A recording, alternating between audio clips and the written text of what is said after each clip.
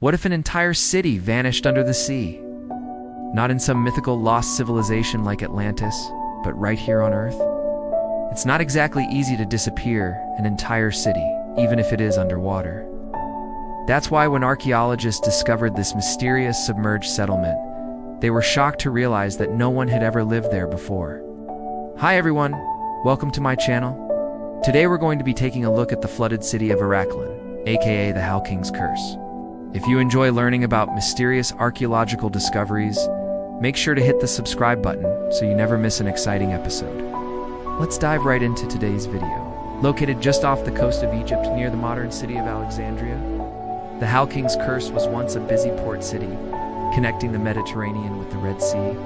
Established around 323 BC by Alexander the Great, the settlement was initially called Rhodotis, and the Greek word Rhodotis means Little Egypt. Alexander chose this name because the lands surrounding the city were fertile and green. They looked nothing like the arid desert most people associate with Egypt today. Since the city was founded only 28 kilometers from the sea, its population would have been well aware of any changes in the tides. However, the citizens probably wouldn't have expected their whole city to literally vanish beneath the waves. Originally, the settlement had been built on the edge of a large lake, but over time, silt and sediment washed down from the nearby mountains and filled it in. The result was a flat, low-lying area of land just a few feet above sea level. This would have been ideal for building a city, except for one tiny problem. The region experiences some pretty intense tides, and those tides can get extremely high, especially during the rare supermoons that occur a few times a year. Every October and November, the Nile River floods the surrounding lands in preparation for the upcoming growing season. These annual floods also cause the sea level to rise in the eastern Mediterranean, so when a supermoon occurs during the flood, the tides rise even higher than usual. These are known as king tides, and while they usually aren't dangerous, they do occasionally catch people off guard. Fast forward to 1303, when a massive earthquake struck the coast of Egypt. We don't know exactly when the quake happened, since written records from the time are scarce. But scientists estimate that it occurred sometime between October and November, which is when the king tides happen every year. Historians do know that the city of Alexandria suffered severe damage. But strangely, most of the damage was not caused by the earthquake itself. Instead, it was the tsunami that followed that really wreaked havoc on the city. Eyewitnesses described how the tsunami destroyed homes and other structures, flooding the city with seawater. It was such a catastrophic event that it inspired a story from the famed Italian author Dante Alighieri, who later wrote the Divine Comedy. In his poem, The Big Flood, Dante describes an enormous wave that crashes into a city, causing widespread destruction and death. While the story is obviously fictional, it is believed to be based on the events that took place in Alexandria. At the time, the city was ruled by the Mamluk dynasty. After the tsunami, they built a wall around the city to keep future waves from destroying it. But the real reason may have been to keep the people inside. You see, scholars believe that the tsunami actually caused the sea level to rise as much as 7 meters. To make matters worse, it coincided with the king tide. As the wave crashed over the low-lying city, it would have been impossible for anyone to escape the rising water. Homes were flooded, streets were impassable, and even the highest buildings weren't safe. All throughout the city, people desperately fled to higher ground, but there wasn't any. The water kept rising until it reached the top of the city walls, and by the next morning, the entire city was submerged. In the aftermath, the Mamluk leaders sealed the city gates and left the residents to fend for themselves. Those who survived the initial wave slowly realized that the water was receding, and there was nowhere for them to go. They were trapped in a rapidly shrinking island with no way out. With the exception of a few small boats, all ships had been destroyed by the tsunami. All that was left for the citizens were two options: either stay and wait for rescue, or try to swim to safety. Many people likely tried to swim to the nearby city of Cairo, but almost everyone died from exhaustion, dehydration, or injuries sustained from the cold waters. This dark chapter in history came to be known as the Hal-King's curse, and it remained unexplained for centuries. It would be more than 700 years before archaeologists uncovered the truth behind the legend. To this day, we don't know the exact death toll, but historical records indicate that the tsunami killed at least 30,000 people, possibly many more. The Mamluk rulers sealed the city's fate by blocking the gates, preventing the survivors from leaving. Many scholars argue that the rulers did this to prevent the spread of disease, but it could have also been an effort to hide the extent of the damage. As the years passed, the people of Alexandria forgot about the disaster. Eventually, the sea level fell enough for them to reclaim some of the land. The city began to thrive once again. But the memory of the Hal-King's curse still lingered.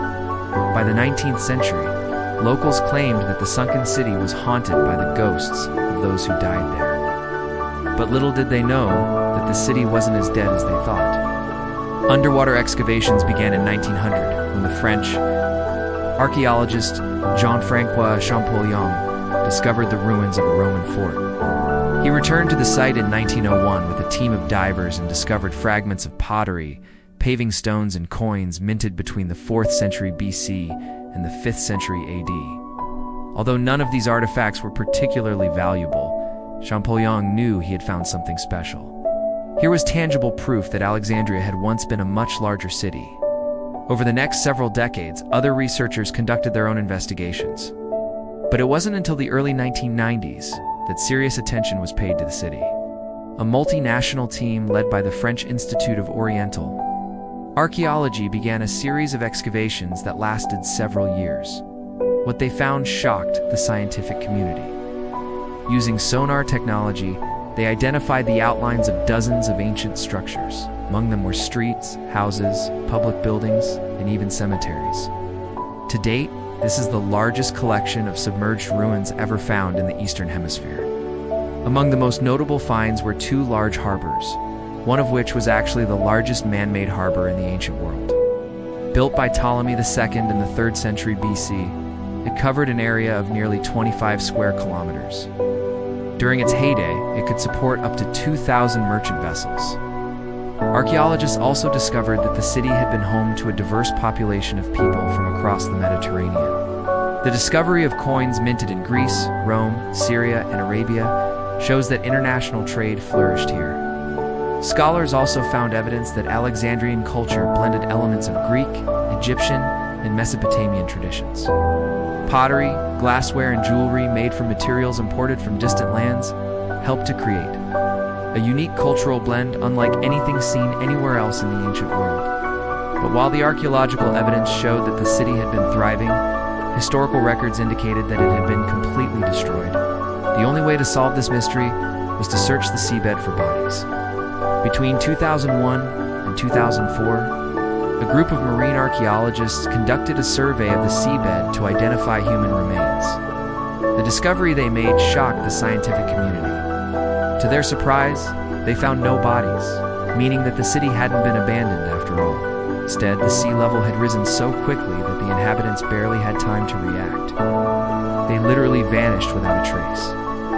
Thanks to DNA testing, we now know what happened to the people of Alexandria. Shortly after the city was flooded, the skeletal remains of 2 women were discovered on the seabed. This was extremely exciting news for scientists because the skeletons could potentially provide insights into the lives and deaths of the city's inhabitants. But it soon became apparent that neither skeleton was from the ancient city.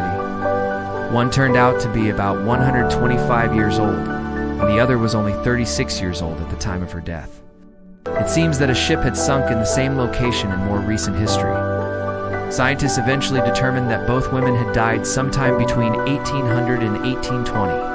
Although the skeletons were thousands of years old, the fact that they had been found in this location has provided scientists with valuable insights into Alexandria's history. In the coming years, scientists hope to continue exploring the ancient city and uncovering new discoveries. Perhaps one day we will learn even more about the Hal-King's curse and what it means for our understanding of history. Thanks for watching. If you enjoyed this video and want to learn more about other mysterious archaeological discoveries, be sure to check out the rest of my content. And if you haven't already, please subscribe and join our ever-growing community.